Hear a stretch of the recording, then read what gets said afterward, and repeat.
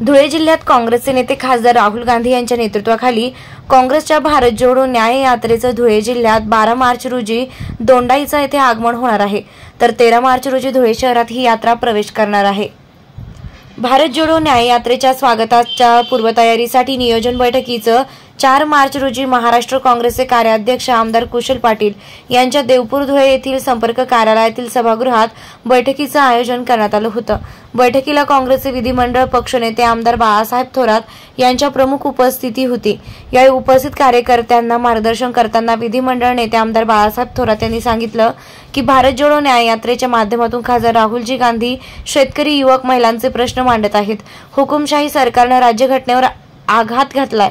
लोकशाही आणि राज्यघटना वाचावी म्हणून खासदार राहुल गांधी प्रयत्न करीत आहेत। लोकसभेत महाविकास आघाडीला मोठे यश मिळणार असून एकूण 34 पेक्षा अधिक जागा महाविकास आघाडी जिंकणार आहे।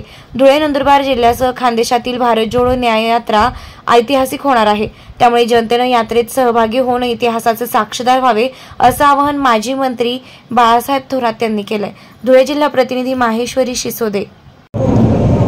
राहुलजींची न्याय यात्रा 12 तारखेला महाराष्ट्रामध्ये येते आहे।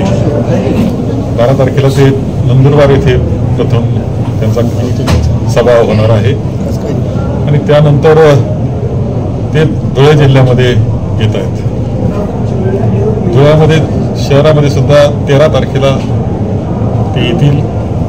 त्यांचं स्वागत धुळ्यातली सर्व जनता करणारच आहे आणि त्याचबरोबर त्या धुळ्यामध्ये त्यांचा महिला मेळावा सुद्धा येथे होणार आहे। या सर्वचं नियोजन आम्ही करतो आहोत।